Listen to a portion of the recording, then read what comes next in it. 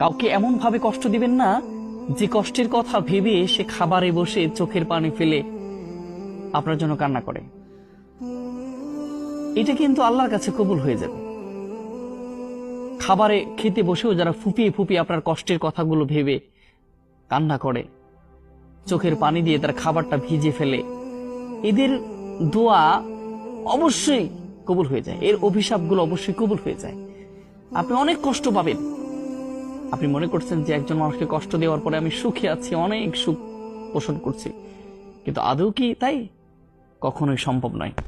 এজন্য আপনি একজন মানুষকে কষ্ট দিচ্ছেন, ঠিক আছে, কষ্ট অতটুকু দেন যতটুকু দিলে আপনি তার সমপরিমাণ কষ্ট নেওয়ার জন্য প্রস্তুত থাকবেন।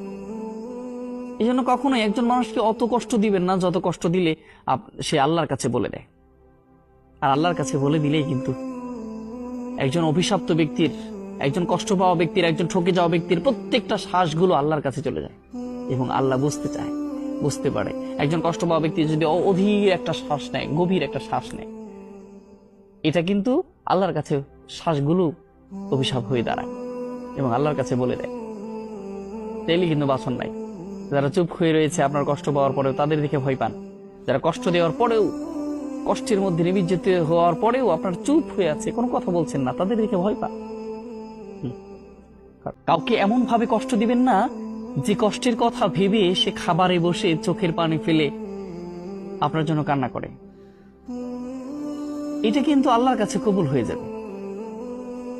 খাবারে খেতে বসেও যারা ফুপিয়ে ফুপিয়ে আপনার কষ্টের কথাগুলো ভেবে কান্না করে, চোখের পানি দিয়ে তার খাবারটা ভিজে ফেলে, এদের দোয়া অবশ্যই কবুল হয়ে যায়, এর অভিশাপগুলো অবশ্যই কবুল হয়ে যায়।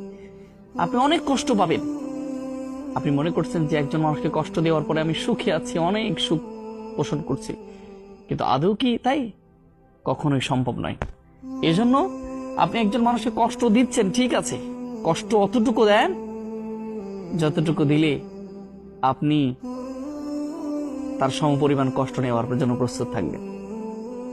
এই জন্য কখনোই একজন মানুষকে অত কষ্ট দিবেন না যত কষ্ট দিলে সে আল্লাহর কাছে বলে দেয়।